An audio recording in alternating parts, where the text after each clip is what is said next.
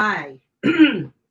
So my name is Jake Ann Jones, and welcome to episode 7 of AfroQuantum Experiences ArtMaker Talks. And we have 3 guests tonight. I'm so excited because I really get to be with a guest for the first time in this whole series. So bye, Marcus. Bye.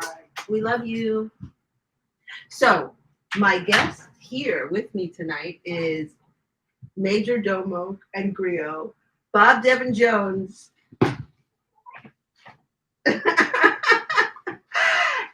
I'm introducing everybody. And now we have, let me just say this. I'm so sorry, Ketsy. All videos in this episode are for educational purposes only. I've heard a rumor that somebody's snatching down our videos because I'm using these videos at the end and somebody don't like it.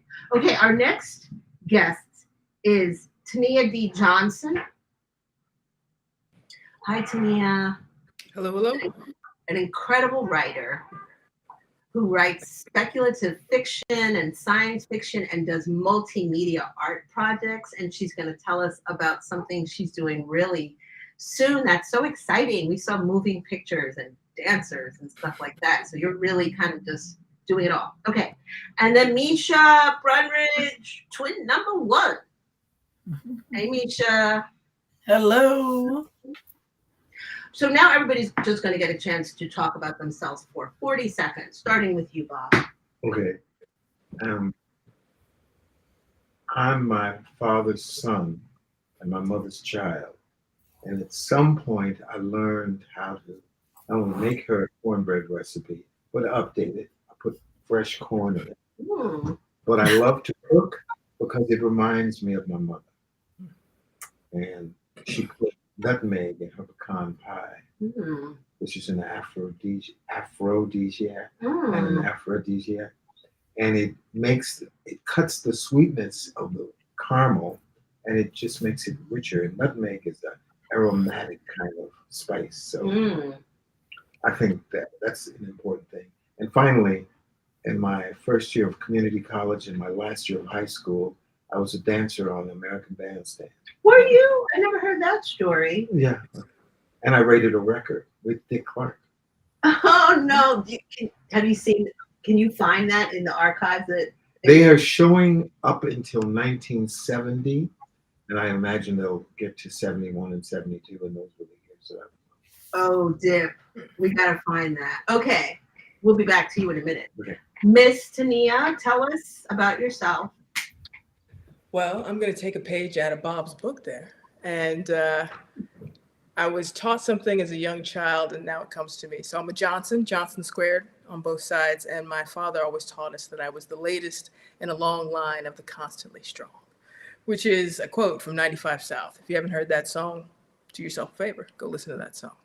I enjoy storytelling for what it can do to inspire and to empower. So I do my best to tell the best stories I can on the page and also take them off the page so that they can be as much as they can. And you do really interesting visual art as well. Yeah. I like to think so. Thank you. You're going to tell us more about that. Yes. Twin, tell us about yourself. Well, everybody knows that I'm identical twin, Keisha. But it didn't start out with us both as writers back in the day. I grew up in Lakeland, Florida. I had 2 parents that were just enjoying their 20s a little too much. So my grandmother raised me and my sister. And she was one of the first audience members, I would say, that listened to all my poems when I first came out in middle school with writing. And she was the first one who nurtured my writing spirit because at the time my mom hated what I would write because a lot of the stuff I wrote was to help me heal and things, so for many years, I would just hide my poems from my mom and I would always just read them to my grandmother. And so that evolved, the more I wrote, the more people liked what I was writing. And before then, the things that I wrote about, the hurt and pain that I had in my family, growing up with 2 parents who were addicts and things of that nature, in and out of jail and prisons. That stuff that I wrote helped other people out. So then my mom kind of had to, realize that my writing was not to hurt her, but it was for my healing and to help other people too. So that's a long story short. My grandma's in heaven now, and she's still saying, right, right, right. You opened up a wonderful series of places for us to start from. So can we talk about healing? I had asked a question a few minutes ago to my guests about whether there's like a black tongue. Or do we think there's a black tongue? So in terms of healing, can we talk about the black tongue in terms of healing? Because I know earlier, Misha, you said something about black pain, and do you think that, yeah, what do we think about the black tongue and healing? Healing, is there a black tongue? Well, I mean, I think when people say the black tongue, let's just go back from from my educator stance in a classroom. So say if I was to give somebody a passage to read from a black writer versus a white writer. Now, so would you be able to tell if that was a black writer's work or a white writer's work off the diction, the language, just based on that little experience? Can you tell if that's a black tongue or is it a white tongue? I don't think you can always tell that. You can't always tell, but if the book she gives is Their Eyes Were Watching God. That's a black tongue, yeah. That's a black tongue. But see, I think the black tongue, and this is the first time I've heard that phrase. So I've never even written it myself, put black and tongue together, but I like it because as I get older, by the day, by the minute, presumably you get a little wiser, and that in its totality, black tongue makes sense to me because both my parents are from Louisiana, and particularly my mother, she tried to, I wouldn't say put on the airs, but she, they used to say keeping up with the Joneses. And her sisters always thought that she did a little better. But my mother was a domestic. She just worked hard from sun to sun. But she, she set out napkins for dinner, and she had silverware and all that sort of stuff. And she worked in the white people's house, so she knew how things were done in society. So I had a duality. I had the black tongue at home, but like my mother, I'm the first one in my immediate family to go to college. And I remember one of my earliest memories was so many of my high school friends and then beginning college, they had been to Europe. And they would tell these stories when I was in London or when I was in Paris or when I was, and I had no similar story. I grew up not in South Central, but nearby. And so I think they call it code switching now, but I think there is an authentic black tongue predicated on our particular invitation to these shores, chattel slavery. Exactly right. So it's informed. It's informed in the blues. It's informed in jazz. But like I said, this is the first time I heard the phrase black tongue, so I'm going to pursue it. I just wrote it down because it came to my head, and I was like, oh, I got to come up with something. So but I'm sure I've heard it. I don't make anything up. It just comes from other places, and I steal it. Tania, Yes. black tongue, is there, isn't there? You gave some really very, it made sense to me. What's your thought about it? I'm always resistant to the notion of monolithic concepts. So I do agree that, of course, everything that we have to articulate is informed by everything that we've gone through. Personally, ancestrally, like there is no escaping this amount of oppression. You could make the case in American literature, it's based in protest. If it's Phyllis Wheatley trying to convince someone that we are worth as much as anyone else, if it's slave narratives, again, trying to do the same thing. So I agree that there's a certain, I guess, I don't want to just say lyricism, but a certain understanding that communicates itself in a way that's inherently soulful. And I am also resistant to soulful only because it's been dumbed down to the point where it becomes a caricature. But if you understand the complexity, if you understand that everything is in us and we are in everything, then yes, I will agree with the notion of a black tongue because the approach is inherently a bit different. I think I resist it because it is also comparative. You know, I don't want to be a reflection of or in comparison to whiteness. This is what a black tongue is. I don't want to be restricted in any way. So therein lies my resistance. I like it. AfroQuantum. That's what you just discussed when you said we are. I don't want to. You said we are everything and we are in everything. That is what the AfroQuantum is. It's the African unconscious. It's the beginning of all things. But now I must return to you, Tania, because you have slides, girl, and I want to know all about them. So, Ketsi, am I going to drive you crazy if we just pop to the slides? Okay. Talk to us about this book a bit, and then we're going to go next slide. I want you to just kind of talk us through what we're seeing. So talk to us about this, Tania. So this is Blueprints for Better Worlds. It's a collection, a very short collection of linked stories, wherein essentially, I think what we need are blueprints for better worlds. I don't believe that cautionary tales work. They just give us a language for oppression. And we need to do something. I believe that literature needs to do something more than that. So this is the particular story of a climate ravaged earth that's saved by the little people, quote unquote.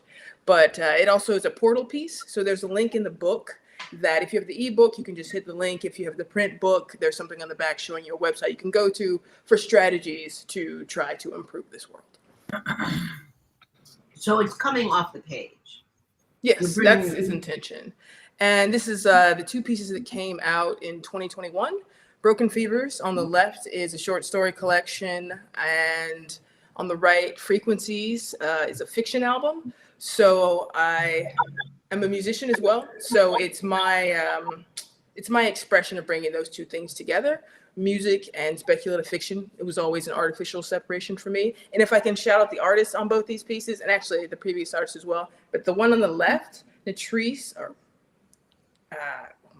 it's gone. Natrice Gaskins did that. She's amazing. She's now in the Smithsonian. She's a homie. She's from Louisville. She's a STEAM professor. The one on my right, Frequencies, is my sister. Kelly U. Johnson did that work. She's also a visual artist. They're both extremely talented. And I love the fact that I have these two gorgeous Black women on these covers.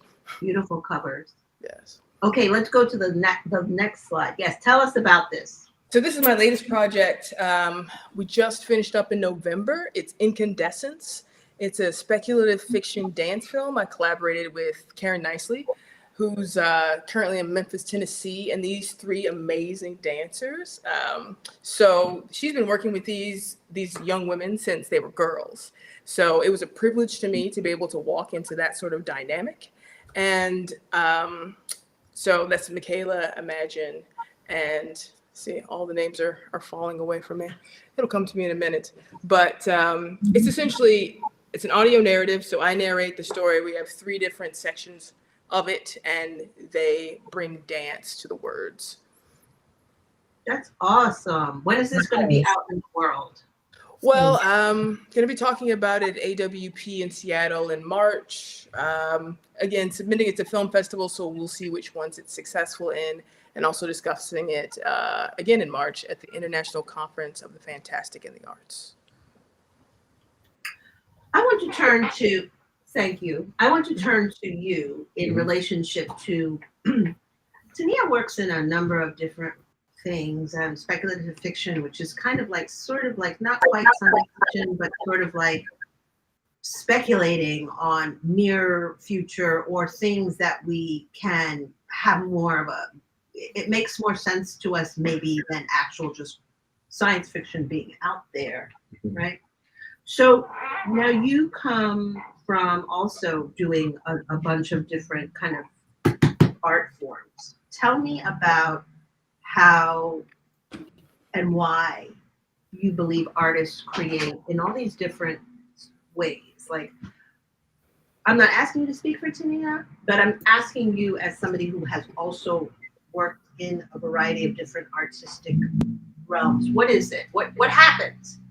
Do we just get bored doing one thing, or is it just that we have so much on our hearts and in our minds? Personally, that's my feeling. That we must find a number of ways of telling. Yeah, I think you're absolutely right. I think you hit it. I'm not a dancer, and I've never played one on television, but there's something that happens. If you've ever seen Alvin Ailey's Revelation, and that's 50 years old, but it's 50 years good. And so oftentimes the dance can convey the information that language just, there are 26 characters in the English language, so there are a multitude of words. So when I direct, I do it to the music that's in my head, and it's often not jazz, but there's music there, and I like the patterns, and it's very much the patterns. And I think, like I've written poems. Many of my pieces that I've performed from the stage that I wrote are poetic, but I'm not a poet, because a poet like Keisha, they can Misha Keisha, like Misha, in that they can implode so much information in an economy of language or words. So I reach to poetry, I reach to dance, I reach to music, and so I don't know if I'm answering your question, I'm just responding to it.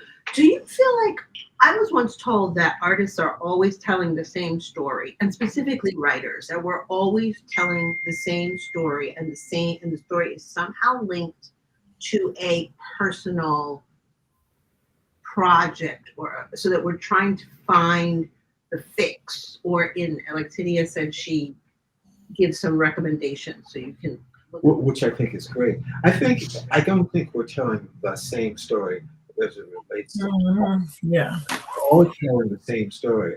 Yes, I am. Yes, I'm going to be. And yes, it matters. In fact, in my column that I just wrote, I'm talking about these two artists, Nick Davis, that's behind Misha, and Perks. And they jarred the floor. Perk Clee wrote a play called Jar the Floor. I do know that. And you jar the floor because you not only want to make a joyful noise, but you want to say, I am here. With all, and it's not an existential moment, it's a moment of atavistic deliciousness. And, your ancestors say, you better, I'll say it this way. Langston Hughes wrote The Negro Speaks of Rivers on a piece of paper on a train on the way to see his father in Mexico. You sometimes get one Hamlet, like Shakespeare, or one Their Eyes Were Watching God, or one, I Wish It Would Rain by the Temptations. But if you get one, then you can hope for two, and I don't know how to put it. James Baldwin got dozens, as did Langston Hughes. But Negro Speaks of Rivers. It's so specific and so universal at the same time. And since all the hurt bones come from Africa, it speaks to the entire planet. So AfroQuantum, the entire planet. I keep bringing it back to that. Well, we all started somewhere, and it just happens to be in the hurt dirt of Africa. The hurt dirt of Africa. We're moving on to you, Michelle, because right now we need to hear your poem, because I don't think I've had an artist who's come on and really been able to share and perform. So give us some poetry now, please. Oh Lord. Okay, well I'm happy to do that, but I wanted to add on with the Langston Hughes because Webs of Debt, as I was saying, when I made that poem a couple of years ago, I made it when I was married. I made it when I was looking at the position of becoming a mom and looking at the financial gaps and everything too. Again, with the blackness and the black communities and all those gaps that we have. And to go back to what you were saying about are black people always telling the same story? I think we have Not black people, all writers. Like what I was told is all writers are always telling the same story. So let me be clear. No, I don't think that all writers are always telling the same story. It may be unfolding in a different way. You know, when you look at it a year ago, like somebody might have wrote something a year ago and it changes, or they may want to add to it, but it's still always evolving storyline, or you know, added poetry or something, a new vision or something. It's not always the same message, though. You know, the message might change over the years. You know. I think this is an existential question because the person who told me this was coming as a writing teacher, talking about something she was talking with other writers. So it made me think. And when I think about, so anyway, I'm not sure if it's true or not. But anyway, keep going and give us a poem. All right. So with this being said, I'm going to give you a poem called Webs of Debt, and it's mostly centered on realization that Black people may not have the same American dream that our other counterparts have, and that we may go to college for different reasons to find out later we're in debt and our dreams are kind of foreclosed. It's the spinoff of Langston Hughes, The Weary Blues. So here we go. It's called The Weary Blues. Dreams now foreclosed. Debt got me stripped down to my socks. Debt has me gloom. My debt consumes the life from my womb, takes my will to procreate, makes me barren. Can't add nothing to this race. The money it takes, the thoughts of having a family one day, saddens me with this load over my head. First, they got us with these homes, now foreclosed, gentrification. Got us weary. We still pay for homes we can't live in anymore, or we sold them to people who don't look like us. We went to college to be better people, but maybe feel like we could be equal. Nope, no. We're just smart and stupid people who have consumed debt, drowning in gloom. A dumb fool I was. Debt got me blue and weary. It takes away my hope to procreate, my aspirations to hold my own daughter one day. These tears took me to sleep, you see. I cover my face to the world, this unheartened and shaky truth. My gloom reality. I am carrying these degrees, this divorce. It makes me broke. Brokenness and holes in my pockets that burn through my heart. I am broke and I am broken. So don't ask me for no money, no baby, no love, nothing. I am a weary, gloom broke woman. And that's the end of Weary Blues. Mm.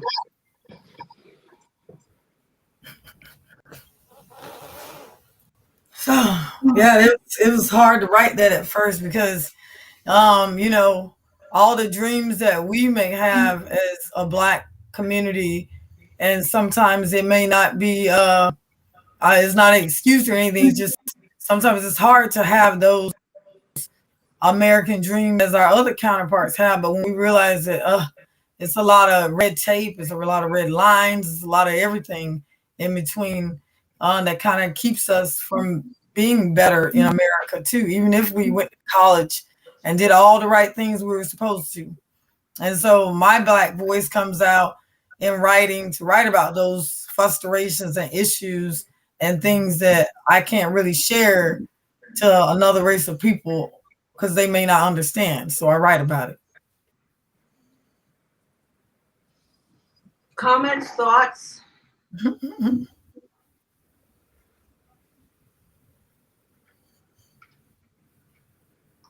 Well, Zora Neale talks about a finished silence in a room. And I think sometimes, I mean, you often, when you're doing your poetry or listening to poets, you go like this. And I think that's not a finished silence. But sometimes when you say it, when you lay it in, like the Augusta block on the streets in St. Petersburg, you can add to it. Not that it defies comment, but I know that when I performed my first play, and I would get standing ovations, which I loved it, but I would also, of course, this is my play, Uncle Ben's, and you would get, Exactly. and that's saying, live that experience. I acknowledge that you brought it to me.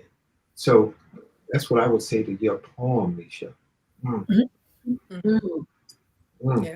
And as someone that started off as a poet, like that is sound is sometimes so much more satisfying. Yes. You know? Because it's something beyond words. You feel it. They felt it. They felt it. So I'm glad y'all understood where that came from, Webs of Tet. Yeah. Let me ask you a question. So, sometimes in the beginning of doing this series, we did a lot more stuff on Afrofuturism and what Afrofuturism is. And so I'm just going to, for a minute, ask you all to think about the future of storytelling in our communities, right? We are, do you feel as artists that you have a responsibility to, any kind of responsibility in your creative process of your writing? Do you feel that you have to tell specific sorts of stories? Do you feel like, actually, no, it's not my job to tell a story of the past. It's to bring up a where do you think about? Do y'all think about that at all in your work? Yeah, like I do. Responsibility. Yeah. I want to ask Tania first because you are dealing sometimes with things that are more speculative or science fiction, or are the worlds that you're creating? Are you thinking Black person, every person, responsibility to a Black storyline? Doesn't matter, just human. Just human. Huh. I don't think of it in terms of responsibility. Those are the stories that I naturally want to tell. I want to tell stories that reflect the world as I see it and extrapolate when I'm doing something in the future, what I think the consequences and the rewards will be from a particular element, of the world, be it climate change, be it this, be it that. So I don't think of it in terms of responsibility, but that's because the work that I want to create, it's inherent that who someone is and the consequences of that basically drives the story. So yeah, there are a lot of, my story is very diverse. There are a lot of Black people. There are a lot of women. There are a lot of people who are not straight. There are people that have disabilities because that's what interests me. And yeah, some of it is I'm writing to avoid, they say, write the book that you want to read. So I'm absolutely trying to write the stories that I want to read. And that's part of the reason that I take things off the page as well. For me, like the thing about science fiction, speculative fiction is it's wish fulfillment. My wishes are for justice. They're not just for the ability to fly. So in some ways, it's just I'm writing into that conversation, but my concerns are a bit different than what someone else's might be.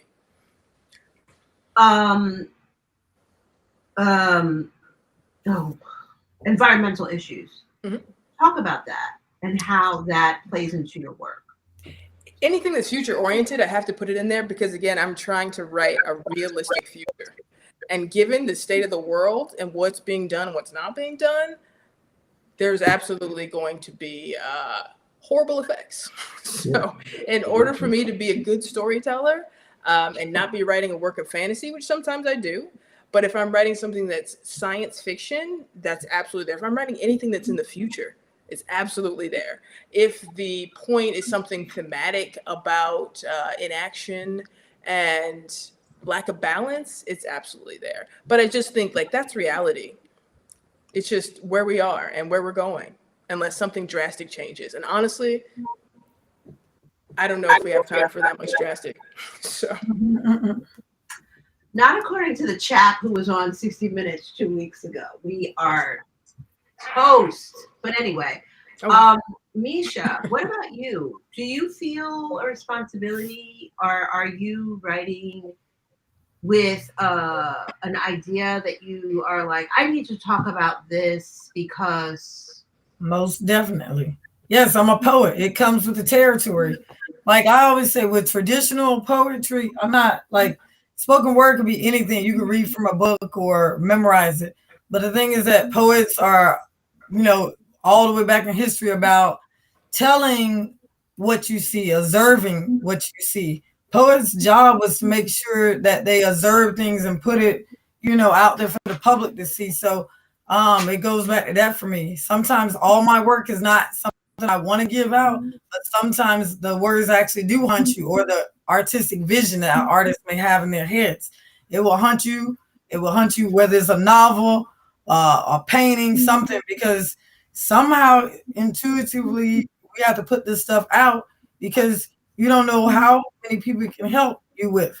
But again, I feel like I wouldn't say it's like I would say for me as a writer, it feels like a responsibility because, you know, I've always tell poets and everybody that sometimes what we have to write, you may help somebody else next to you. And nobody can ever read your words or write your words better than the next person, you know? So it's kind of like that for me. It's a little heavier for me. Like I feel like I am obligated to share my thoughts if I see something. Kind of like a cell phone up recording an incident that's going on. You know, everybody wants the world to see it. So it's kind of like that sometimes with my writing or poems. I feel like maybe this is something I need to share. And if I hold it, it kind of bothers me. I don't know how to explain it. It just bothers me. And most of the time when I do share things that I've been bothered mentally about, it does work out for the best, you know. So I would say I do think it's a bit of a responsibility to share. You used the term haunting just now, which I love. Have you been haunted by something that you had to then create art out of, Bob Devin Jones? I don't know if I've been haunted, but when I read James Baldwin for the first time when I was in drama school in England in 1977. And I like throwing that out there because I'm so much older than all four of you. You know, that just gives me the. I had to throw that age in there. But I read it him in 77, and then in 90 or 89, maybe 90, I wrote my first play. And all of my plays, or most of them, are set in the South. And I hadn't gone to the South until I came to Florida. Interesting. And so I like obligation. And I'm glad that I'm old enough now to, if not be wiser, certainly older, so I can look wise. And, you know, I grew up in the theater and had a professional career as an actor and writer and then director. But in the theater, the place where the most spiritual thing takes place, many of your colleagues don't like to talk about that. It's not, you know, it's not something we talk about. What do you mean? That when I went to drama school in San Francisco, the founder called us healing artists. So you're supposed to go out there and, you know, jar the floor in some real way that somebody can go, okay. You know, like the Baptist tip. You don't say, I gotta go, just. And so I like that feeling of obligation. I know that when I write and I get into the zone, the person pushing my pen is my great grandmother, whom I didn't know. Or I didn't know that my grandfather on my mother's side was Caleb. Although I have a nephew, and I did, 23andMe and said Caleb, and then I realized, but my family never talked about that. They must have amongst my sisters, but they didn't talk to me. So I'm seeing Caleb, and I'm going, So I'm absolutely, actually delighted to tell, and I'm also fascinated because it gives me a window to the future.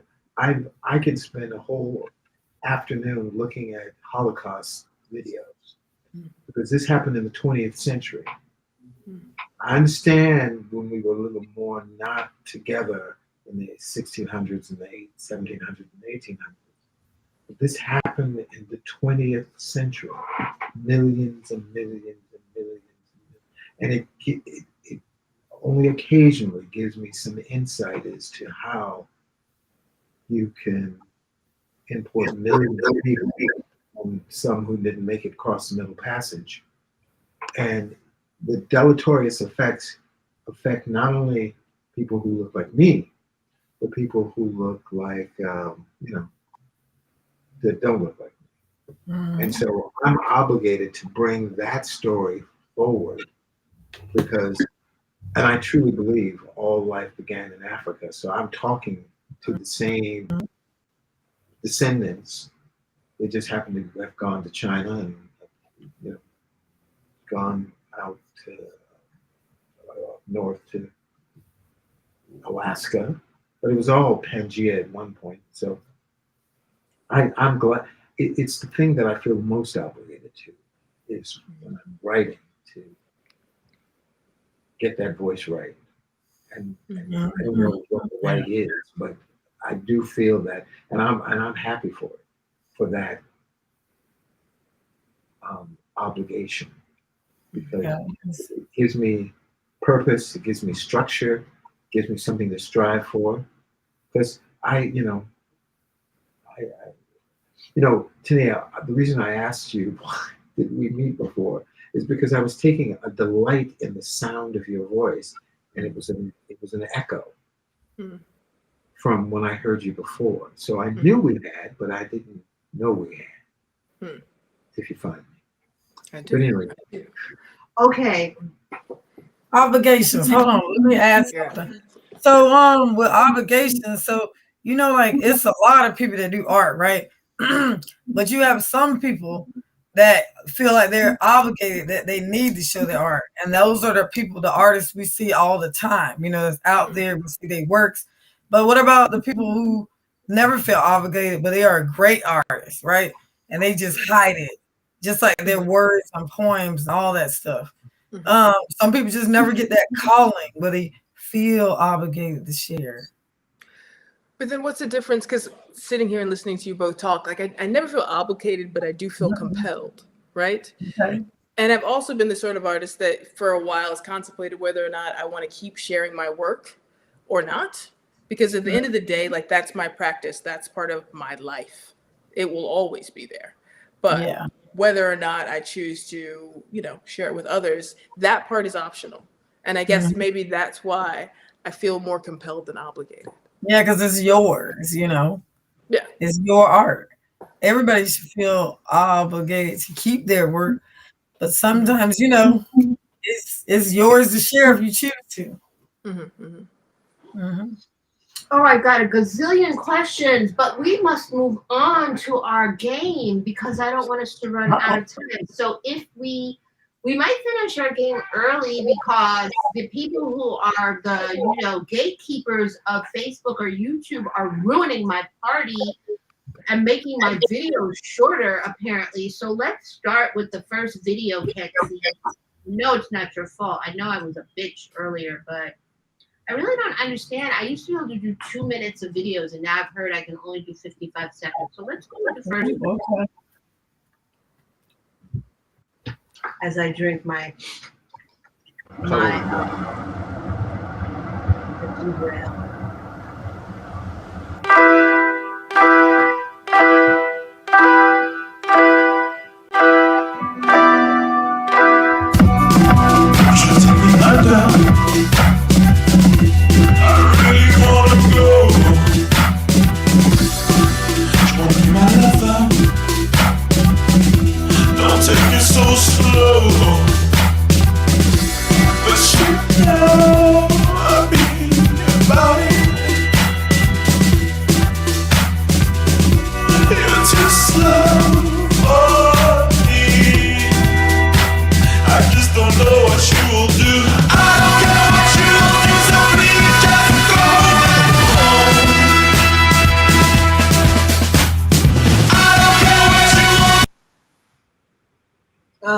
Wow, that's so short. So the point of this game is to actually respond on what you feel. Why did I pick this as an Afrofuturistic? I realized the point is, why did Jake pick this as an Afrofuturistic display? So whose turn is this? Can't see. You told me whose this is. Begin game. Bob Devin provides response. Mm-hmm. Go ahead, Bob. So You could just talk about the video. What did you like, didn't like? What was weird? What was cool? well, one emphatically comes down on the fact that Black is not only beautiful, but it's complex because it has feature of celebration, but it also has the that song, "Why Am I So Black and Blue?" You know, it's generally, I mean, there was some struggle in it, but it's generally, a sensoric motion. It's a motoric motion. It draws you in because there's something that you cannot necessarily put your finger on, but it always brings you back to a moment of creation, of initiation, of the Big Bang, if you will. So I do know that in our popular culture, all the fashion magazines, I call it, Tuskegee or Morehouse, because on every other page is a Black model. Black is in vogue. Harlem was in vogue. Well, Black is in vogue. And so there were a lot of that kind of, cutting edge images, and the music was, but mostly it just makes me go, yes. Yes. Yes. Ladies, do you want to comment on that video? I think we have time. I'm gonna leave that. Leave that? Yeah, me too. I'm good. Yeah. Okay. All right, let's do our next video, please. Right.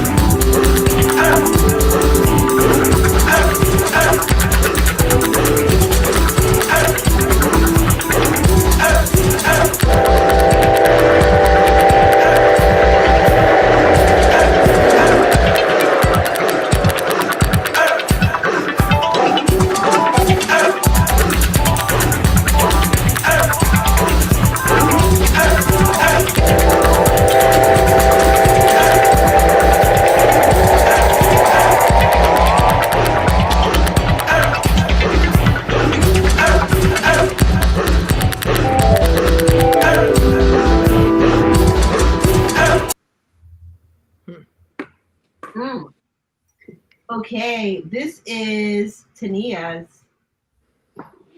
Okay. I gotta tell you, was the title Alien Cartoon? That threw me off, right? So I spent a lot of time thinking about why is this considered to be alien, right? So I had some thoughts about that. They weren't all positive.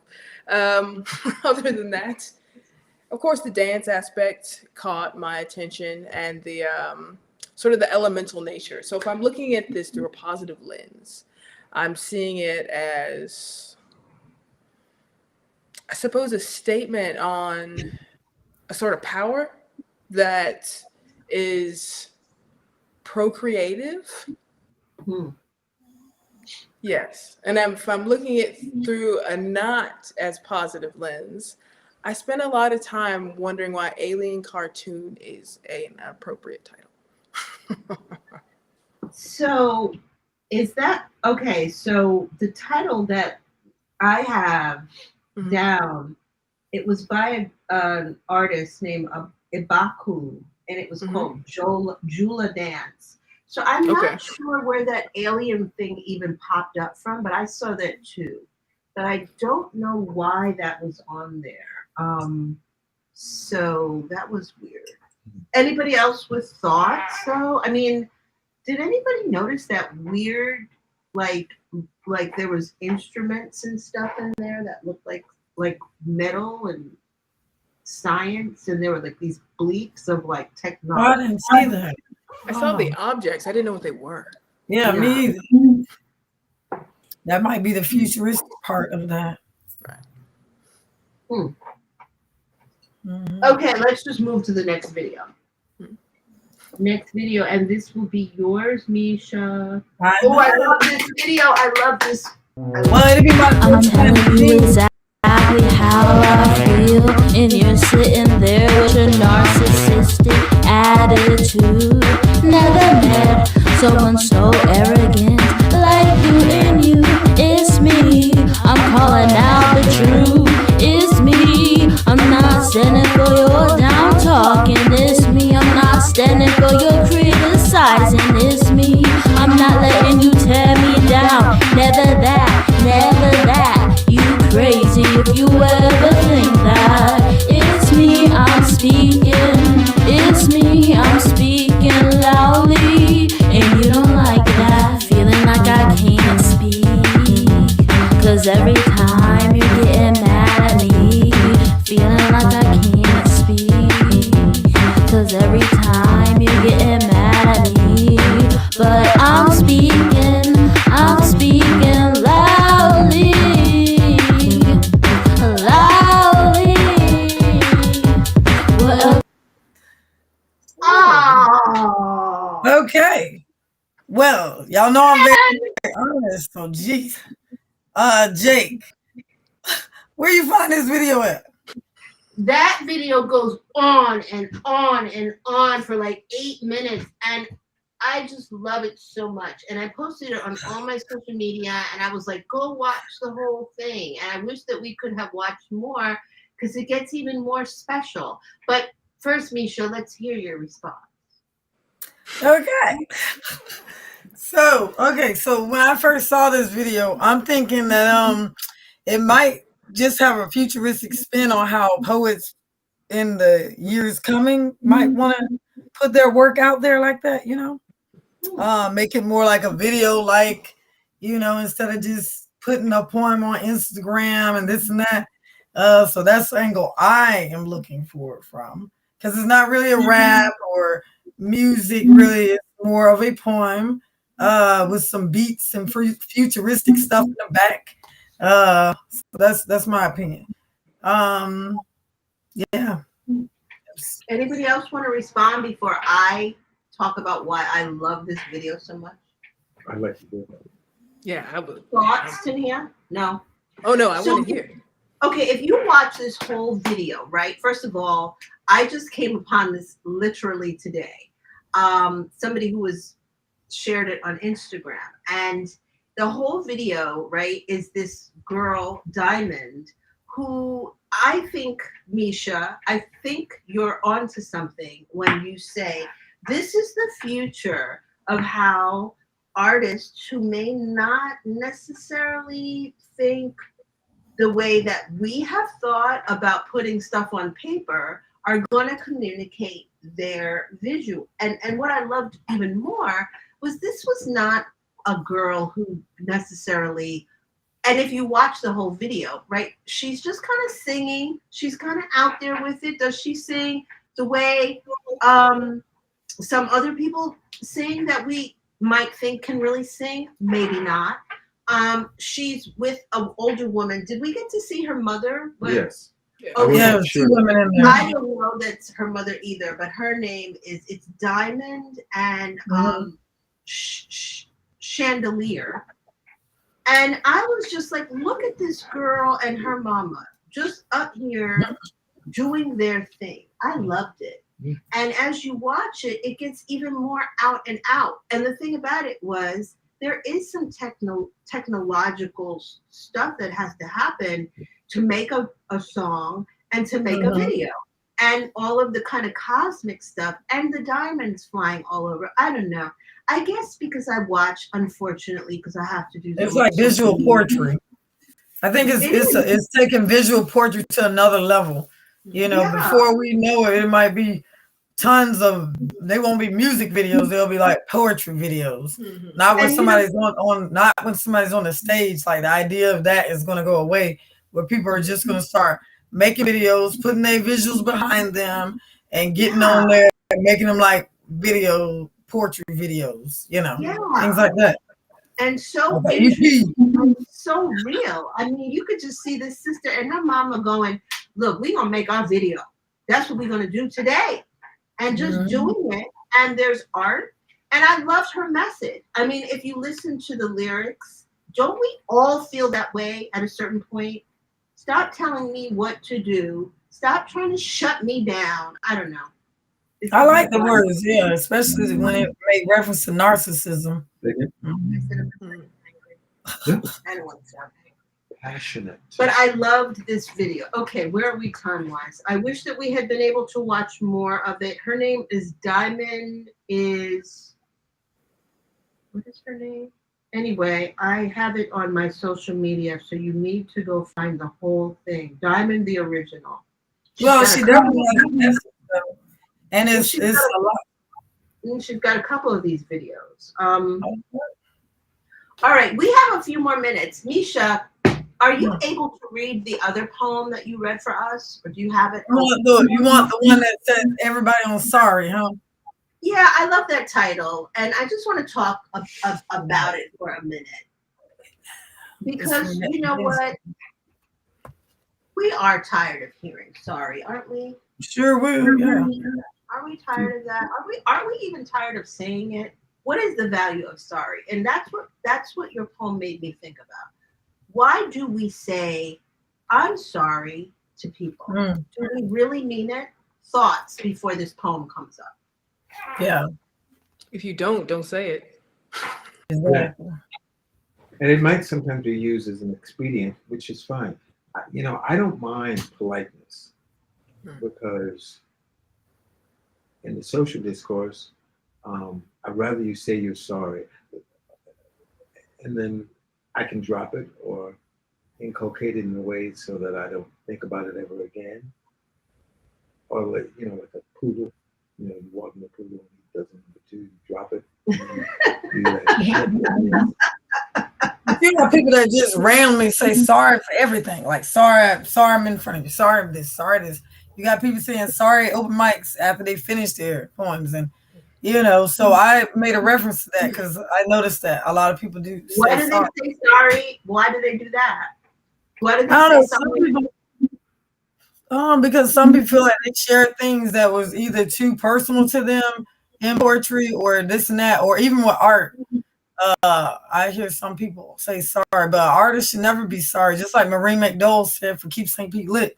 You never say sorry, you know, unless you really mean it. And definitely don't say sorry for words you put in a poem either. Hell no. Don't put that down if you're going to say sorry. Okay. Close us out with your poem because we're not sorry, but I really kind of like this poem. So. All right, good. So as y'all see, I'm showing Neptune, which is designed by Denzel Johnson Green. He worked at the studio for many years, and he's a good friend of mine. And he put my poem in this, so I'm going to read it. All right, everybody. At the studio at 6:20. We have to say that's what hosted me tonight. So thank you. Bob. Yes, thank you, Bob, for hosting Jake and Jones. So for everybody on sorry, here we go. People share the wrong news, and it causes drastic change. Unnecessary detours, and a sorry is to what? Erase the pain, the headache of travel, and mental frustration.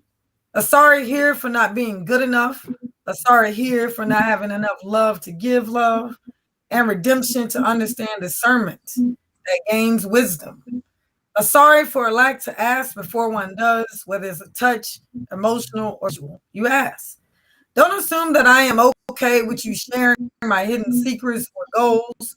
And when you do without permission, it violates me. And you say, sorry, I'm sorry. Is that supposed to erase the embarrassment that what I was hoping for never came true? Then I am then sorry to those I never meant to involve.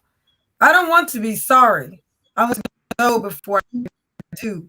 A sorry is such a distaste, it leaves nothing to be retained or hoped for better than a sorry. A sorry cannot fix anything. It's always too late and sad, but I'm sorry. Are you sorry? We sorry. I'm sorry. Sounds too empty and final, but we sorry. That's it. Thank you for letting me share. Thank you. I want to say thank you to my Black lit guests. As a lit person, this episode warmed my heart. Please check out the websites of all of our artists who are here tonight. Check out what they're doing. Anything upcoming anyone want to share right off the top of their head? We got 2 minutes. We're actually early. I just want to add one thing. So Incandescence, the 3 dancers are Libya, Michaela, and Imagine. Nice. And where should we be paying attention? Will you be keeping us abreast of when this is, what's going on with this, Tania? I will. So my website, once I know more, I'll share more. And it's a film, right? Yes, it's a 15-minute short film. Yes. Yeah. Can we build some kind of evening around showing that film and having you talk? Yes, we absolutely can. Okay. That would be delicious. Yeah, and Yes, thank you. I appreciate it. well, for anybody who's interested, Misha's book release party will be at Urban Drinkery from 7 to 9, February 21st, and it's finally out. It's the stars. Urban Drinkery, yes, in the house. Yes. Yes, that's one of our other spots. I'll be there. Oh, Bob, you gonna be there for real? As long as text that. You've already sent me the flyer, right? Yes, sir. I sent you the info. Okay, well, I wish we could watch all of my girl Diamond's video as we go out because, this looks like there's stuff. Out of Eden opens January 19th at the gallery at Creative Pinellas. Out of Eden opens January 19th at the gallery. The gallery at Creative Pinellas. Hey, Imagine Blackness begins January 19th. At the gallery. Hey, February 25th, my play that I wrote, that I'm writing, is going to be at Creative Pinellas. Creative Pinellas. Hey, thank you, Barbara Sinclair. Thank you, Kimberly DeVito, Roman Black, Ketsy, Charlene. They're just Beth Gilman. I love Creative Pinellas. They've been so supportive and helpful. And creative. And my play is going to be there on February 25th during the Pinellas County African American Heritage Association's event festival. Yeah. So we're doing a reading of my somewhat Afro-futuristic play, which deals with melanin, technology. Oh my God, I'm going to do an episode on melanin. Do you know that? What time is it at? What time will it be at? 1 o'clock. 1 o'clock. Okay, on 25th. All right. It's about melanin and how people all over the globe are actually they are using black soldier flies, the technology of using these black soldier flies to make synthesized melanin, because melanin is an electroconductor that needs now. Science has decided that it needs more melanin for AI nanobot technology. So they're actually farming black soldier flies all over the world. There's lots of research on it. They're hiding what they're doing with melanin technology. But I am talking about that in my play. And there's music. Yeah. There's a rap kid. You know, it's going to be fun. Oh, and one more date to remember. This event is going to be at the studio, 620 February 24th. The Black History Show that we have curated since the last 5 years with Bob Divin Jones. It will be February 24th, 7 to 9, and it's called Shades Off BLM. Again, February 24th, 7 to 9, it will be called Shades Off BLM, and that will be at Studio 620, the Black History Showcase. Please come listen. Come out. Thank Congratulations you for to joining you us all for your upcoming tonight. projects. Thank you. The chat feature is, are we still even on? I'm so confused. Where's the music? There it is.